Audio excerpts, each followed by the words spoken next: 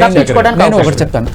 So general గా కొంత perception ఏమొచ్చేసిందంటే జనాల్లో వీళ్ళకి శిక్ష పడాలి చేయాలి అనేది ఒక వర్గం కోరుకుంటున్నారు. బట్ నిజానికి ఎవరైతే నష్టపోయినారో వాళ్ళ ఫ్యామిలీస్ కి కొంత నష్టపరిహారం అందించగలదా ఈ చట్టం, ఈ న్యాయం అనేది కూడా మనం చూడాలి. అది కల్పించకపోయినా సోకాల్డ్ సెలబ్రిటీస్ లో కొంత మంచి మనసు ఉన్న వాళ్ళు, లేకపోతే మేమందరం కూడా ఒక టీమ్ గా ఏర్పడి నిన్న అనుకున్న మాట ఏంటంటే నిజంగా ఎవరైతే బాధితులు ఉన్నారో లిటరల్లీ వాళ్ళు కనుక చూపించగలిగితే ఇది దీనివల్ల నష్టపోయారంటే వాళ్ళ ఇళ్ళకెళ్ళి నిజంగా ఎంతో కనుక్కొని అందరం తలా కొంత వేసుకుని వాళ్ళకి నష్టపోయిన దానికి సహాయం చేయాలి అనే ఒక ఉద్దేశం కూడా ఉంది. సో ఇలా మాట్లాడుతున్న దాంట్లో ఒక కాల్ తీసుకున్నాం నేను. ఆయన ఎంత నష్టపోయారండి మీరు, మా వాళ్ళు ఎవరు ఆత్మహత్య చేసుకున్నారని కూడా ఒక లైవ్ కాల్ చెప్పారు. చెప్పినప్పుడు ఎంత నష్టపోయారంటే 98 లక్షలు అని చెప్పాడు ఆయన. సార్ ఇది ఆశ దురాశ సీరియస్లీ ఉన్నారు.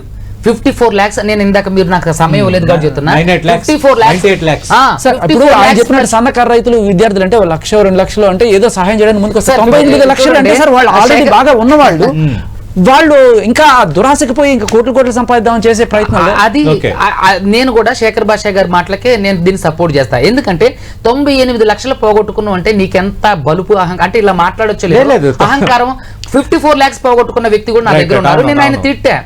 1 లక్ష లేదంటే ఒక 10 లక్షలు కూడా ఓకే, అది ఏదో బంగారం తాకట్టు పెట్టు, భూమి తాకట్టు చేయాలన్నా కూడా 98 లక్షలు అంటే నీకు దోలెక్కి చేసిన ఒక చిన్న అంటే కొవ్వెక్కి చేసిన పనికి వీళ్ళు దీన్ని మాత్రం ఎవరు బాధ్యతగా తీసుకుంటారు? 98 లక్షలు అంటే అంటే దాదాపు 1 కోటి రూపాయలు. ఎవరు దాన్ని పోడ్చగలరు? ప్రభుత్వం కూడా దాన్ని పోడ్చలేదు. మనం చేసిన చిల్లర పనులకి వేరే వాళ్ళ బాధ్యతలు ఈ విషయంలో చేయడం అనేది తప్పనేది నా ఉద్దేశం. అంటే ఇప్పుడు మరి ఇంత శేఖర్ భాష గారు ముందు నుంచి మాట్లాడుతుంది అదే, ఇప్పుడు ఈజీ మనీ అని వీళ్ళు చేశారు, ఈజీ మనీ అని వాళ్ళు చేస్తున్నారు అన్నప్పుడు ఆ వాదన ఎంతవరకు కోర్టులో నిలబడదండి. దీంట్లో ఒక చిన్న క్లారిటీ, వీళ్ళకి లాటరీ, వీళ్ళకి గ్యారంటీ, ప్రమోట్ చేసే వాళ్ళకి డబుల్ గ్యారంటీ వస్తాయి, వీళ్ళకి వస్తాయి రావో తెలియదు. రైట్, అంతే. సో ఖచ్చితంగా ఇప్పుడే కూడా కోర్టు గాని ప్రభుత్వాలు గాని బాధితుల పక్షాన్ని నిలబడుతుందండి. సో వీళ్ళు ఏంటంటే నేను ఇందాక అదే అన్నా, వీళ్ళది అవకాశం, వాళ్ళది ఆశ. వీళ్ళు డబ్బులు వస్తేనే ఆశ, మాకు డబ్బులు రావాలని డబ్బులు సంపాదించాలని అవకాశాలు అంటే అవకాశం వీళ్ళది. సో ఖచ్చితంగా ఈ ఎంటైర్ ఈ కేసులో నేను చెప్పేది ఏంటంటే అవుట్ ఆఫ్ కోర్ట్ సెటిల్మెంట్ అనేది ది బెస్ట్ సొల్యూషన్. కానీ ఇప్పుడు అంటే దీంట్లో ఎవరైతే ఇప్పుడు పిటిషనర్ దారుడు ఉన్నారో ఈ పిటిషనర్ దారుడితో కాకుండా ఎవరైతే ఉన్నారు అంటే మిగిలిన వ్యక్తులు ఎవరైతే చనిపోయారో, నిజంగా చనిపోయిన వ్యక్తులు ఎవరైతే వాళ్ళని ఐడెంటిఫై చేసి తీసుకొచ్చి వాళ్ళకి కొంత ఆర్థిక స్వావలంబన కల్పించాల్సిన బాధ్యత వీళ్ళది. సో ఎవరైతే ఇన్ఫ్లుయెన్సర్స్ ది, సో వీళ్ళు నిజంగా దీన్ని అలాంటి వాళ్ళు ఉంటే మేమందరం కూడా నిజంగానే ఏదైనా ఒక చారిటీ లాగా చేసి వీళ్ళకి సహాయం చేయడానికి అందరం కూడా మేము ఆల్రెడీ డిస్కషన్ జరుగుతుంది. మేము కాదు ఇంకా సెలబ్రిటీస్ తో కూడా మాట్లాడి ఇది చేయడానికి మేమందరం కూడా సిద్ధంగా ఉన్నాము. నిజంగా తెలుసో తెలియకో మా వాళ్ళ కాకపోయినా వేరే వాళ్ళు ఎవరైనా సరే బాధపడుతుంటే ఏదో రకంగా వేసుకొని ముందుకెళ్ళి. బట్ 98 లక్షలు ఇవన్నీ కూడా ఇట్స్ అవుట్ ఆఫ్ రీచ్, అది చేయలేరు. అయితే నా దగ్గర చాలా మంది ఉన్నారండి. మీరు నిజంగా అలాంటి ఒక మంచి బృహత్కరమైన కార్యక్రమం చేస్తానంటే నా దగ్గర ఉన్నటువంటి బాధితుల్ని తీసుకొచ్చి నేను దాదాపుగా చాలా మీడియా ఇంటర్వ్యూస్ లో నిన్న కూడా చాలా మీడియా ఇంటర్వ్యూస్ లో చెప్పడం అయింది. పాపం ఎంతో మంది టీచర్ 7 లక్షలు పోగొట్టుకుని తను ఎంతో మానసిక క్షోభ పడుతుంది. తర్వాత ఖత్తర్ లో నుంచి అకౌంట్ లో ఖాళీ అవటం అనేది ఒకటి, మనకి తెలిసి ఆడుతున్నప్పుడు పోవటం అనేది ఒకటి. అది కూడా టీచర్ ఒక నలుగురికి చెప్పాల్సిన ఆయన అలా చేస్తే ఆయన కొడుకు అండి పాపం, ఆయన కొడుకు ఆవిడది కూడా బాధ్యత. అయితే చూడండి, ఎవరైనా సరే ప్రమాదం జరుగుతుందని ఊహిస్తారా? ఇప్పుడు ఈ ఇన్ఫ్లుయెన్సర్స్ కూడా ఇలా అవుతుంది, బెట్టింగ్ యాప్స్ కేసు అవుతుందని చెప్పి ప్రమోషన్ చేశారు లేదు కదా. మనకి రోజు చూస్తున్నాం కదా బెట్టింగ్ యాప్స్ వల్ల జరుగుతున్న మోసాలు, మొత్తం డబ్బులు పోగొట్టుకున్నాడనో దీనికోసం లోన్ యాప్ లో డబ్బులు. చిన్న ఎగ్జాంపుల్ అంటే ఇప్పుడు జనాలు ఎలా ఉంటారంటే ఒక యాక్సిడెంట్ జరిగింది సార్ మన పంజగుట్ట సెంటర్ లో, కారు గుద్దేసి వెళ్ళిపోయి తాగేసి ఒక 3 అమ్మాయిలకి చాలా ఇదైపోయారు. వాళ్ళని తీసుకెళ్లి హాస్పిటల్ పెట్టారు. ఒక్కొక్కరికి 2 లక్షల దాకా ఖర్చు అయింది. ఈయన మీద కేసు పెట్టారు. నడిచింది 2 ఏళ్ళు. అప్పుడప్పుడు పాపం వీళ్ళని కూడా పిలిచారు. అంతా అయిన తర్వాత ఆయనకి 2000 జరిమానా వేసి పంపించారు సార్. వీళ్ళకి ఏం న్యాయం జరిగింది సార్? వాడికి ఏదో 2000 జరిమానా వేసి చాకలు కొట్టుకుంటే వీళ్ళకి జరిగే న్యాయం ఏమైనా ఉందా? అలాగే రేపు వీళ్ళ కేసులో ఒక 5000 25,000 జరిమానాలు వేసేస్తే వాళ్ళకి వచ్చేది ఏంటి? సరే, ఇది పొరపాటు అండి శేఖర్ భాషా గారు. ఎలా అంటే ఇది rarest of the rare case కింద తీసుకొని దీంట్లో సినిమా సెలబ్రిటీలు ఉన్నారు కాబట్టి దీనిలోని గాఢత కలిగిస్తారని నేను చెప్తున్నా. దీంట్లో ప్రత్యేకంగా ఇప్పుడు చూడండి, మనకి మనస్సాక్షి అనేది ఒకటి ఉంటుంది. సో వీళ్ళు ఏం చేస్తారంటే ఈ బాధితులు తరపునటువంటి మాలాంటి అడ్వకేట్లు ఏం చేస్తారంటే హ్యుమానిటీ గ్రౌండ్స్ తో ఆలోచించండి జడ్జి గారికి మేము అప్పీల్ చేస్తాం. అప్పుడు ఏం చేస్తారు జడ్జి గారు, అరే నిజంగానే కదా వీళ్ళు చేసిన కొవ్వెక్కి చేసిన పనులకి వీళ్ళెందుకు బాధ్యత అంటే వీళ్ళెందుకు అనుభవించాలని చెప్పి నిజంగా గౌరవ కోర్టులో ఉన్నటువంటి జడ్జి గారు ఆలోచించి హ్యుమానిటీ గ్రౌండ్ లో ఓకే తలా ఒక ఇంత ఫైన్ వేస్తారని లక్షల్లో కూడా వేయచ్చు, 10,000 20,000 ఫైన్ వాళ్ళకి చేరాలంటే ఖచ్చితంగా గౌరవ కోర్టుల ద్వారా ఫైన్ అనేది అందుతుంది కదండి. అది ఏమండి ఖచ్చితంగా బాధితులకు చేరే జడ్జి అంటే సార్ ఇందాక చెప్పిన కేసులో 2,000 ఫైన్ వేశారు, అది ఆ 2,000 బాధితులకు వచ్చింది లేదు ఏం లేదు, ఆయన కట్టుకొని పోతాడు ఆయన. సో నేను అనేది ఆ ఫైన్ అనేది వీళ్ళకి చేరాలి, అది అసలైన న్యాయం.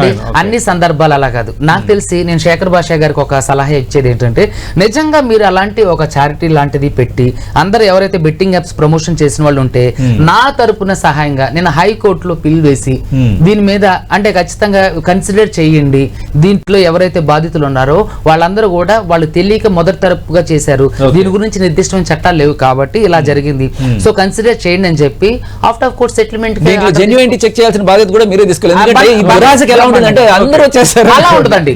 ఖచ్చితంగా వాళ్ళ అకౌంట్ నుంచి ఖాళీ ఏ అకౌంట్ కి వెళ్ళింది, వాళ్ళు ఏ బెట్టింగ్ యాప్ యూజ్ చేశారు, ఏ టైమ్ లో యూజ్ చేశారు అనేది కూడా డిజర్వింగ్ క్యాండిడేట్స్ ఎవరైతే డిజర్వింగ్ క్యాండిడేట్స్ ఎవరు అనేది చూస్ చేసుకుంటే అండ్ చేసిన వాళ్ళే కాదు సార్, చేయని వాళ్ళు కూడా మేము సిద్ధంగా ఉన్నాం ఎంతో కొంత ఇచ్చి వేయడానికి. వాళ్ళు తప్పకుండా అండి, నేను అలా ఉంటే నేను ఖచ్చితంగా నేను మీకు సపోర్ట్ చేస్తా, మనం కలిసే పని చేద్దాం రండి. ఇప్పుడు న్యాయ వ్యవస్థ అదే విధంగా ఎవరైతే మీరు వాళ్ళ తరపున వకాలతా తీసుకుంటున్నారో మీరు ఉన్నారంటే తప్పకుండా చేద్దాం సహాయం. సార్ వాళ్ళ తరపున నేను వకాలతా అస్సలు తీసుకోవట్లేదు సార్, నేను బాధితులకి హెల్ప్ చేయడం కోసం వాళ్ళతో తీసుకుంటున్నారు. ఇన్షియేటివ్ మంచిదే కదండి. ఖచ్చితంగా ఈ కేసులో అయితే వీళ్ళు ఎవరో నాకు తెలిసినంత వరకు ఇది స్పెషల్ కేసుగా తీసుకొని దీంట్లో ఖచ్చితంగా గాఢత కలిగిన నేరంగానే అందరికీ శిక్ష అందరినీ జైలుకి వేసే అవకాశం ఉందండి. నేను ఇప్పుడున్న పరిస్థితుల్లో ఇప్పుడు తెలంగాణ కోర్టు అంటే సంబంధించి బార్ అసోసియేషన్ ఎలక్షన్స్ జరుగుతున్నాయి. ఈ మూమెంట్ లో ఖచ్చితంగా దీంట్లో ఏంటంటే స్పెషల్ కేసుగా తీసుకొని దీంట్లో చాలా మంది లబ్ధి పొందడం కోసం దీంట్లో గాఢత కలిగిన నేరాలని యాడ్ చేసి దీంట్లో ఉన్న వాళ్ళందరినీ అరెస్ట్ చేయడానికి అయితే అవకాశం ఉంది. నేను మీడియా ముఖంగా చెప్తున్నా, ఎవరికి కూడా 41 CRPC నోటీస్ ఎవరో దీంట్లో ఉన్న వాళ్ళందరినీ అరెస్ట్ చేస్తారు. ఎందుకంటే ఇప్పుడు ప్రభుత్వం ఏం చేస్తుంది అంటే ఒక సమస్య ఒక పెద్ద సమస్య వచ్చి పడి ఈ మాట చెప్పారంటే అందరూ యాంటిసిపేటరీ బిల్ తెచ్చుకుని ఎవరు కనీసం ఎంక్వైరీ కూడా రారు సార్. నేను చెప్తున్నాను లాపరంగా అదే పాసిబిలిటీ ఏంటంటే లాపరంగా ఇప్పుడు లాయర్లకి యాంటిసిపేటరీ బిల్స్ కావాలో అని చెప్పి క్యూలు మొదలవుతాయి. చూడండి నేనేమంటున్నా సార్, సభాముఖంగా ఈ 10TV వేదికగా నేను చెప్పేది ఏంటంటే ఖచ్చితంగా దీన్ని స్పెషల్ కేసుగానే తీసుకొని దీంట్లో అందరి కూడా జైలుకి పంపించే అవకాశాలే ఉన్నాయి. దీంట్లో ఎవరైనా చొరవ తీసుకుంటే తప్ప దీంట్లో ఖచ్చితంగా అందరు వాళ్ళు ఇన్వెస్టిగేషన్ కి సహకరిస్తున్నారు. రేపు పొద్దున్న 41 CRPC పరంగా నోటీస్ కట్టేస్తే దానికి సమాధానం చెప్తారు. ఒక్క నిమిషం, ఈ విషయంలో నేను మీకు ఒకటే చెప్తాను. ఇందాక నేను స్టార్టింగ్ లో ఏమన్నంటే దీంట్లో కాగ్నైజబుల్ ఎఫెన్సెస్ ఏమీ లేవు, దీంట్లో ఖచ్చితంగా 41A ఇస్తారని చెప్తున్నా ఈ FIR లో. కానీ ఇది స్పెషల్ కేసుగా తీసుకొని దీన్ని అంటే ఖచ్చితంగా దీంట్లో అరెస్ట్ పరంపర అనేది ముఖ్యమైనది, ఖచ్చితంగా దీంట్లో అరెస్ట్ చేయాలని ఇంకొక విషయం మనం ఈ ఫ్లో లో ఇది వెళ్ళిపోతున్నాం కానీ జస్ట్ ప్రమోటర్స్ దగ్గర నుంచి కాదు సార్ వసూలు చేయాల్సింది, వీళ్ళ దగ్గర నుంచి వసూలు చేయడం కన్నా ఆ పెద్ద తలకాయలు ఎవరైతే ఉన్నారో వాళ్ళని పట్టుకొని వాళ్ళ దగ్గర నుంచి భారీ మొత్తంలో అది తెలుసుకోవడం కోసం బిగ్ షాట్స్ ఎవరు చూడండి. ఇప్పుడు చూడండి బెట్టింగ్ యాప్ అనేది ఒక అప్లికేషన్, ఒక హ్యాండ్రైడ్ ఫోన్ లో వచ్చే అప్లికేషన్. అప్లికేషన్ ని ఎవరు అసలు మీరు చూసినట్లయితే ఎవరు రూపొందించారు, అది అసలు ప్లే స్టోర్ లోకి ఆ యాప్ ఎవరు ఆ అప్లికేషన్ ఎవరు పంపించారు, సో దానికి అసలు దానికి అనుమతులు ఎవరు ఇచ్చారు, దాన్ని తయారు చేసిన దానికి ఎవరు అవి వేరే రాష్ట్రంలో లీగల్ కాబట్టి వాళ్ళు చేసేసుకుంటారు. కానీ ఇక్కడ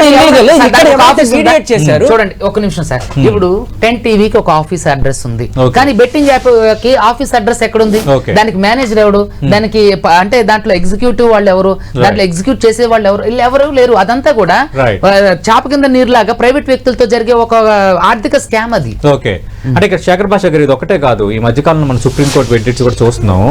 అంటే ఇప్పుడు రియల్ ఎస్టేట్ వెంచర్స్ కానీ మిగతా వాటికి యాడ్స్ ఇచ్చేటప్పుడు రేపొద్దున్న వాళ్ళు బిచాన ఎత్తేసిన లేదంటే ఏదైనా ఒక ప్రోడక్ట్ సంబంధించి వాళ్ళు ఇచ్చిన హామీకి ఫుల్ఫిల్ చేసే దిశగా ఆ ప్రోడక్ట్ లేకపోయినా ఎవరైతే ఇన్ఫ్లుయెన్స్ చేస్తున్నారో నాట్ ఐదర్ అడ్వర్టైజ్మెంట్ చేస్తున్నారో వాళ్ళే బాధ్యులు అవుతారని అవును. ఉంది. ఎందుకు సార్ మనం పడింది ఒక case red bull gives you wings అంటే నాకు ఎక్కడ నేను తాగాను నాకు రెక్కలు రాలేదని ఒకటి కేసేసాడు. ఓకే అని మరి ఇప్పుడు ఎక్కడ ఏం రాలేదు, చేయబోతున్నారు? 10 లక్షలు అన్నారు. రైట్, మరి ఇప్పుడు ఇన్ఫ్లుయెన్సర్స్ ఇదొక అనుభవం ఆ ఒక్క అనుభవం ఇప్పుడు ఏం చేయబోతున్నారు మరి?